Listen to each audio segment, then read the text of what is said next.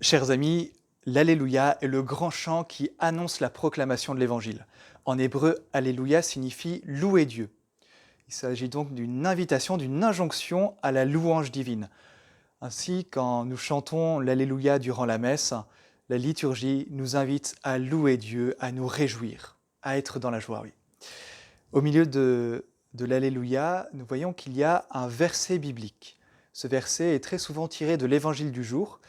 Et aujourd'hui, nous pourrions dire que ce verset est comme le teaser de l'Évangile, c'est-à-dire que ce verset annonce le thème de l'Évangile que nous allons entendre. Par exemple, pour l'Ascension, le verset de l'Alléluia est « Allez de toutes les nations, faites des disciples, dit le Seigneur. Moi, je suis avec vous tous les jours jusqu'à la fin du monde. » Durant toute l'année liturgique, nous chantons l'Alléluia, sauf durant le carême. Nous avons une explication de cet usage dans le psaume 113. Le psaume 113 nous dit « Les morts ne louent pas le Seigneur ». Littéralement, en hébreu, cela signifie « Les morts ne disent pas Alléluia ». Ainsi donc, l'Alléluia apparaît comme le grand chant de tous les vivants. C'est le chant des renés, le chant des ressuscités. C'est le grand chant de Pâques.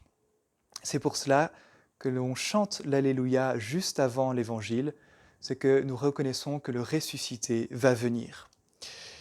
On voit aussi un signe de cette présence du ressuscité dans le fait que nous nous levions lorsque nous entendons ce chant de Alléluia.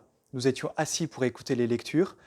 L'Alléluia retentit, nous nous levons parce que nous reconnaissons que le Christ est en train de venir, qu'il vient nous parler.